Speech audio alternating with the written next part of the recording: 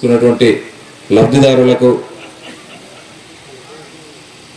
వివిధ గ్రామాల సీనియర్ నాయకులకు, బస్తిరాబాద్ మండల సోదరులకు, ఎంపీడీఓ గారికి, ఎంఆర్ఓ గారికి, ఎంఈఓ గారికి, పత్రికా విలేకరులకు అందరూ కూడా పేరు పేరు నమస్కారాలు తెలుపుకుంటూ, కొరివిచేడు గ్రామంలో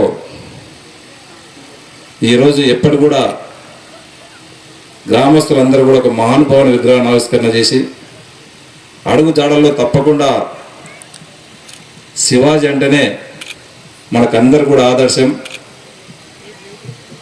చాలా మంది రాజులు ఉన్నారు దేశంలో, ఎక్కువగా పూజించుకునేది, ఎక్కువగా విగ్రహాలు పెట్టేది ఒక శివాజీ ఛత్రపతి విగ్రహాలు మనం పెడతా ఉంటాం, చూస్తూ ఉన్నాం. నేను అనుకుంటా భారతదేశంలోనే అత్యధిక విగ్రహాలు ఉన్నాయంటే ఒక శివాజీ మహారాజు విగ్రహాలే. తనని ఆదర్శంగా తీసుకొని యువత ఈరోజు తను ఏ విధంగా రాజ్యాన్ని ఏ విధంగా వెళ్ళిండు, ఒక సిస్టమేటిక్గా ఏ దాంట్లో చూసినా రాజ్యాన్ని ఏ విధంగా పరిపాలించాలా, ఒక పోలీస్ వ్యవస్థను కూడా ఏ విధంగా తీర్చిదిద్దాలా, న్యాయ వ్యవస్థను ఏ విధంగా నడపాలని చెప్పి చక్కగా తనకు తనే సాటి ఇప్పటికీ తనను స్మరించుకొని తన విగ్రహాలను పెట్టుకొని వారు చేసినటువంటి సేవలను స్మరించుకుంటున్నామంటే ఎంత గొప్ప రాజు మనము దీన్ని బట్టి చూస్తేనే మనకు అర్థమవుతుంది. విగ్రహాలు పెట్టుకోవడం కాదు, దయచేసి మీకు అందరూ కూడా సోదరులకి ఉన్నటువంటి యువతకు నేను ఒకటే మనం చేస్తూ ఉన్నాను. వారు ఏ విధంగా జరగడంలో, వారు చూపించినటువంటి అడుగు జాడల్లో వాళ్ళు ఏ విధంగా రాజ్యాలు ఏరిలో వారి అడుగు జాడల్లో నడుతామని చెప్పి కూడా మీకు అందరికీ కూడా సూచనలు చేసుకుంటూ, ఈరోజు సర్పంచులు కూడా మేము 5 సంవత్సరాలు ఏ విధంగా చేసినామని చెప్పి వాళ్ళ బాధలు కానీ వాళ్ళ సుఖాలు కానీ చెప్తా ఉన్నారు. మీకు అందరికీ ప్రజలు, ఎంపీపీ గారు కూడా చాలా స్పష్టంగా కూడా చెప్పింది, ఒక సర్పంచ్ అయినా ఒక వార్డు మెంబర్ అయినా ఇచ్చినటువంటి వరం అది. ఒక ఎంపీ పైన, ఒక జడ్పీటీసీ అయినా, ఒక ఎమ్మెల్యే అయినా, ఒక ఎంపీ అయినా ప్రజలచే ఎన్నుకున్నటువంటి గొప్ప వరము. వారికి మనం జవాబుదారీతనంగా నడిచినప్పుడే దానికి స్వార్థకం ఉంటుంది. ఎంతోమంది ఉంటారు, అందరిని వదిలిపెట్టి మనం గెలిపించినందుకు వారికి తప్పకుండా వాళ్ళ అనుభూతి కూడా ఇప్పుడు చెప్తున్నాడు. మన చందర్ తమ్ముడు చెప్పిండు, ఏ రాత్రి 11 గంటలకు కూడా ఫోన్ చేస్తే నేను లేపినా, వాళ్ళకి సర్వీస్ చేసిన. ఇంకో సోదరుడు సర్పంచ్ గారు చెప్పిండ్రు, మా దగ్గర వాళ్ళు పెళ్ళి ఉంటే కూడా పెళ్ళి పక్కకు పెట్టి మా గ్రామంలో చనిపోతే చావుకే ఇంపార్టెంట్ ఇచ్చి చావుని దగ్గరుండి పూర్తి చేసుకున్నాను చెప్పి. అంతే, అది భగవంతుడు ఇచ్చినట్టు వరము. సేవ చేయడం కూడా ఆశమాసి అందరూ కూడా సేవ చేసే భాగ్యం రాదు.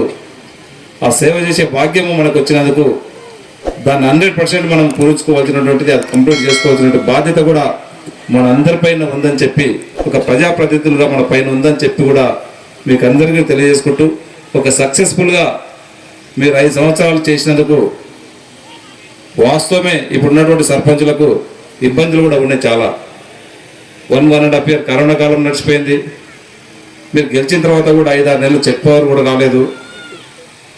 వచ్చిన చెక్ పవర్ వచ్చిన తర్వాత, కరోనా పోయిన తర్వాత కూడా ఎప్పుడు కూడా మీ ట్రెజరీలో బ్యాలెన్స్ కూడా వచ్చేది కాదు. చూసినాం గత ప్రభుత్వము 74వ రాజ్యాంగాన్ని తుంగలో దొక్కినటువంటి ప్రభుత్వం అంటే గత ప్రభుత్వమే.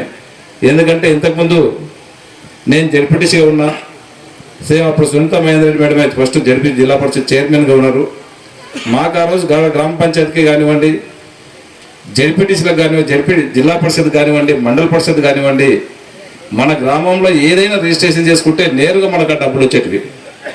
ఆ డబ్బులను కూడా గత ప్రభుత్వం డైరెక్ట్ కూడా తన ఖజానాలకి మలుపుకొని గ్రామ పంచాయతీలు అన్నింటినీ కూడా నిర్విరామం చేసిందంటే గత 10 సంవత్సరాలనే ఆ విధంగా చేయడం జరిగింది. తప్పకుండా నెక్స్ట్ ఆ విధంగా గ్రామ పంచాయతీలు కాకుండా మనకు దగ్గర ఉన్నటువంటి మన గౌరవ సీఎం రేవంత్ రెడ్డి గారి దృష్టికి తప్పకుండా 74 రాజ్యాంగం ఉందో వాళ్ళ నిధులు వాళ్ళకి ఇచ్చినప్పుడే స్ట్రెంత్ అవుతాయని చెప్పి కూడా వాళ్ళకి తెలియజేయడం జరుగుతూ ఉంది. నిన్ననే నేను 2 రోజుల కొద్ది ఒక పేపర్లో కూడా చదివిన, కేరళలో గ్రామ పంచాయతీలు చాలా స్ట్రెంత్ ఉన్నాయి. ఆ గ్రామ పంచాయతీ పరిధిలో ఉన్నటువంటి 29 డిపార్ట్మెంట్లు ఖచ్చితంగా హార్డ్ వర్క్ చేస్తున్నాయి, మంచి రెవెన్యూ వస్తూ ఉంది. తెలంగాణలో దాంట్లో ఒక 9-10 డిపార్ట్మెంట్లు కూడా కరెక్ట్ వర్క్ చేస్తలేవు. దాని నుంచే గ్రామ పంచాయతీలు కూడా నిర్విరామమైనవి కూడా అని ఈనాడు ఎడిషన్లో నేను చదివిన్నా. దానిపైన కూడా ఖచ్చితంగా మనం ఆ స్ట్రెంథెన్ చేసుకోవాలంటే 29 డిపార్ట్మెంట్లు ఏ విధంగా గ్రామ పంచాయతీలు చేయాలనో, గ్రామ పంచాయతీలో ఆ డిపార్ట్మెంట్లు పనిచేసే విధంగా కూడా ఖచ్చితంగా నేను గవర్నమెంట్కు సిఫారసు చేసి ఆ విధంగా కూడా గ్రామ పంచాయతీలను స్ట్రెంథెన్ చేసే ప్రయత్నం ఖచ్చితంగా చేస్తానని చెప్పి కూడా మీకు అందరికీ తెలియజేసుకుంటూ, ముఖ్యంగా సర్పంచ్ గారు, జెడ్పీటీసీ గారు చాలా డెవలప్మెంట్ గురించి, గ్రామం గురించి అడిగినారు. తప్పకుండా మీరు అడిగినటువంటి సీసీ రోడ్సే కానీ, డ్రైనేజే కానీ, ఏదైతే చెరువు దగ్గర మీరైతే కన్వర్ట్ అడిగినరో, గేట్ నుంచి విలేజ్లకు రోడ్ అడిగినరో, మీకు అన్నింటినీ కూడా ఎంబడే మీకు ఇప్పుడే ఈరోజే 15 నుంచి 20 లక్షల రూపాయలు ఈరోజు శాంక్షన్ కూడా ఇస్తాం జరుగుతుంది. రేపు ఈరోజే ప్రపోజల్స్ పంపేయండి, ఎంబడే శాంక్షన్ ఇచ్చుకుంటూ. ఇది కూడా సిఆర్ఆర్ గ్రాంట్లోనే మొన్న సీఎం గారు 66 కోట్లు ఇవ్వడం జరిగింది. దాంట్లో ఆ గేట్ నుంచి విలేజ్ వరకు ఆ రోడ్డు కూడా పెట్టేసి దాంట్లో అది కూడా కంప్లీట్ చేసే బాధ్యత ఖచ్చితంగా తీసుకుంటాను. నేను ఇంతకుముందు అజయ్ ప్రసాద్ గారు చెప్పినట్లు ఖచ్చితంగా మండలం వెనుకబడ్డ మండలం నేను కూడా తిరిగినప్పుడు గ్రామ పంచాయతీ బసిరాబాద్ మండలం డోర్ టు డోర్ విలేజ్ తిరిగినప్పుడు కూడా దగ్గర ఉండి అక్కడ ఉన్నటువంటి పరిస్థితులు చూసిన ఖచ్చితంగా బసిరాబాద్ మండల హెడ్ క్వార్టర్ని కూడా ఎంబడి నేను జడ్పీటీసీ కానీ వెంకటేష్ మహారాజు కూడా చెప్పిన first Basirabad village town portion ఏదైతే ఉందో దాన్ని వైండింగ్ చేద్దాము, మీరు ముందుకు వచ్చి అది వైండింగ్ చేయండి, ఇమ్మీడియట్ నేను శాంక్షన్ ఇస్తానని చెప్పిన అది కూడా మొన్న శాంక్షన్ తీసుకున్నాము. వెంకటేష్ మహారాజు కూడా దగ్గరుండి మేము చేపిస్తామని చెప్పడం జరిగింది.